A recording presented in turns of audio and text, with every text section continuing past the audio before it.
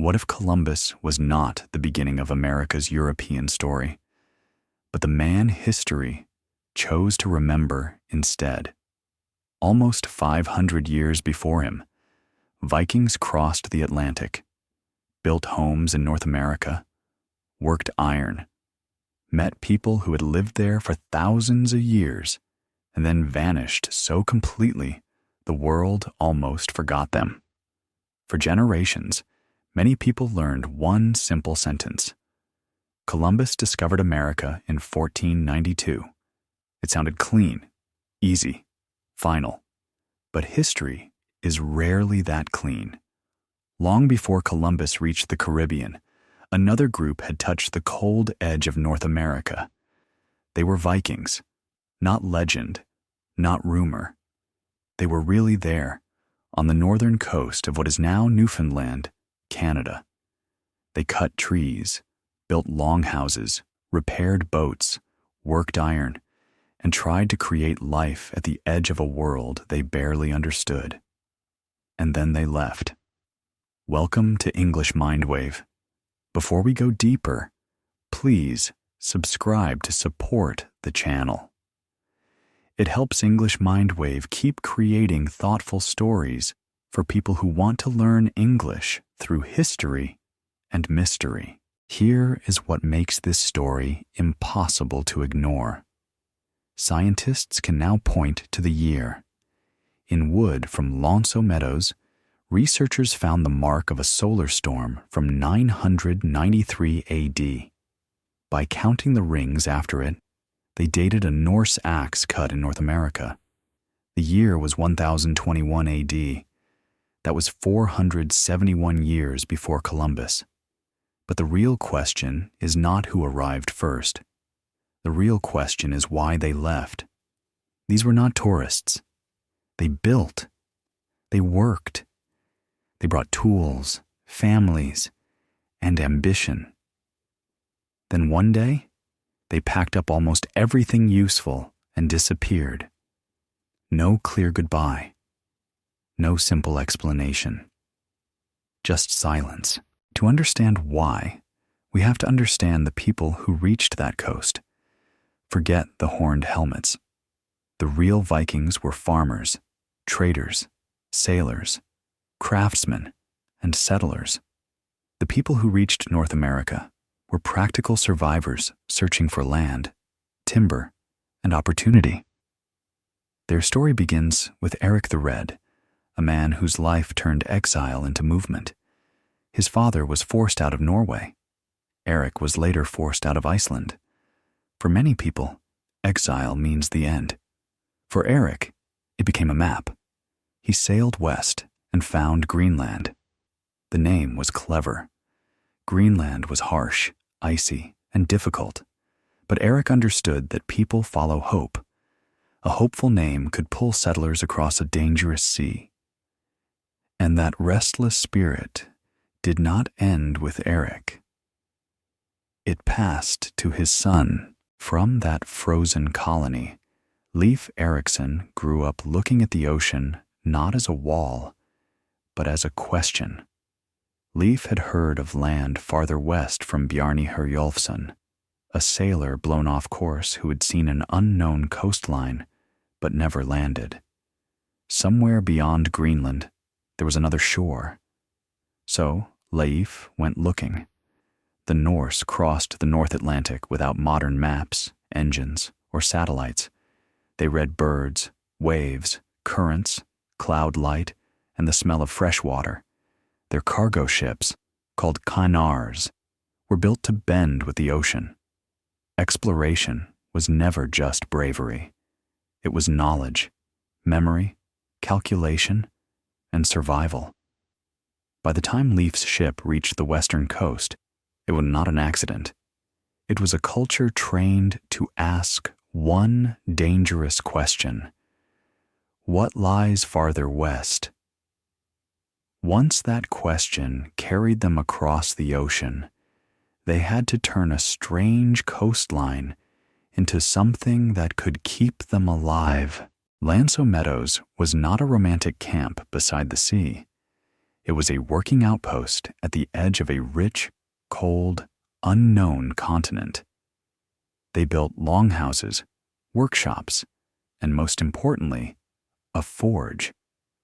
A forge means they were repairing ships and making the iron parts that could decide life or death. That detail changes everything. This was not a place for a quick visit. It was a place built by people who knew that survival depends on repair, work, and preparation. Archaeologists also found a spindle whorl, a small object used for spinning thread. It tells us women were part of this world too.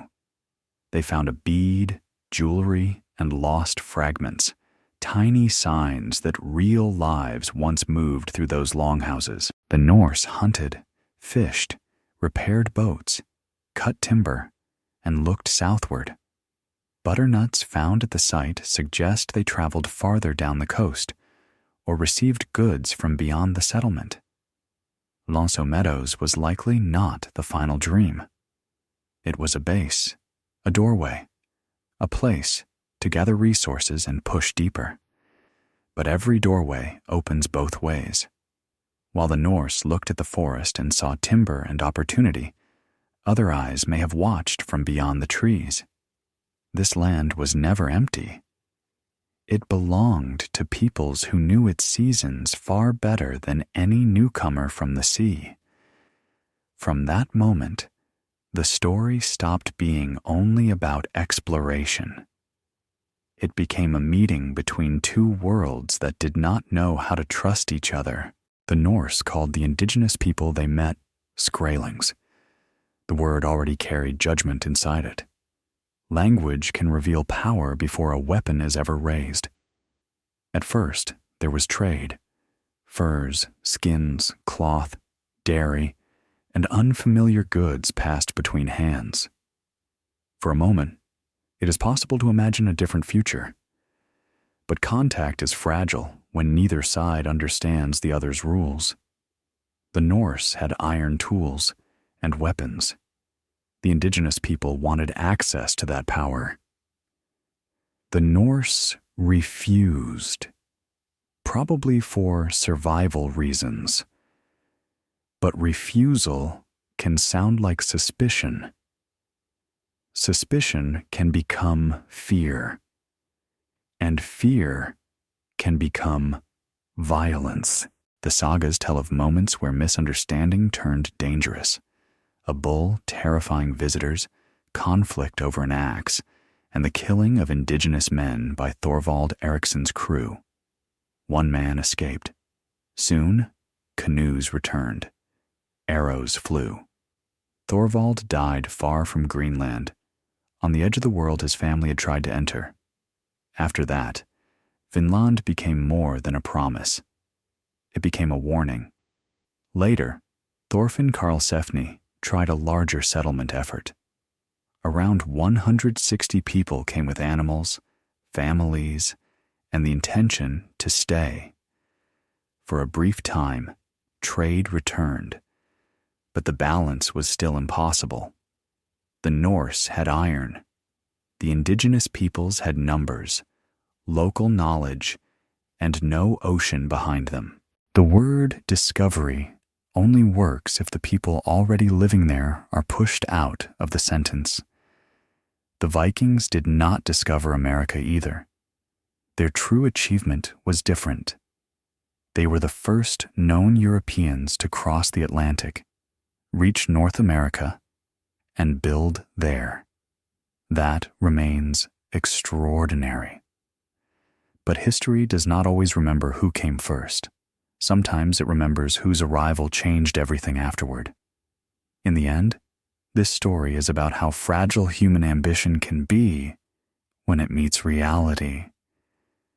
A dream can be brave and still be unsustainable. A settlement can be real and still be too small. And in the middle of this tension stands one of the strangest figures in the whole story. Freydis Eiriksdottir. Freydis was Eric the Red's daughter, and history still cannot decide what to do with her. In one version, she is almost heroic, pregnant, fearless, and terrifying enough to stop attackers when Norse men begin to retreat. But in another version, she is darker. She breaks an agreement, turns allies into enemies, and leaves behind a story of betrayal and blood. So who was she? A warrior? A murderer? A victim of later writers? Or a dangerous person too shocking for the sagas to forget?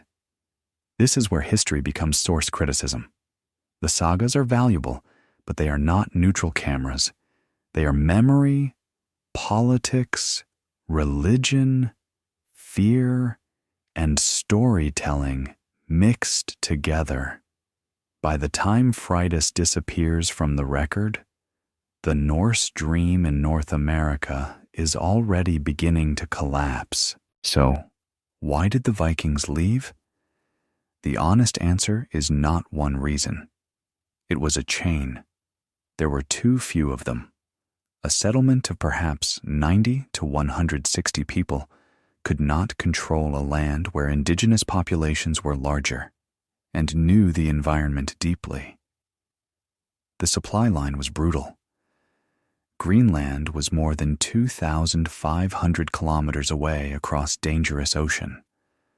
The best resources were farther south, deeper into territory where every journey could bring conflict. The climate was becoming colder. Shorter sailing seasons and harsher winters made an already fragile project harder. And Greenland itself was weakening. If Greenland was the base, and Greenland was struggling, then Vinland could not survive as an isolated outpost. So the Norse did something deeply practical. They left, not in panic, not in chaos. Archaeology suggests they took almost everything useful: tools, weapons, iron, valuables. They left behind slag, scraps, small lost objects, and a stone that may have been used as a door pivot. It was not a dramatic defeat. It was a calculation.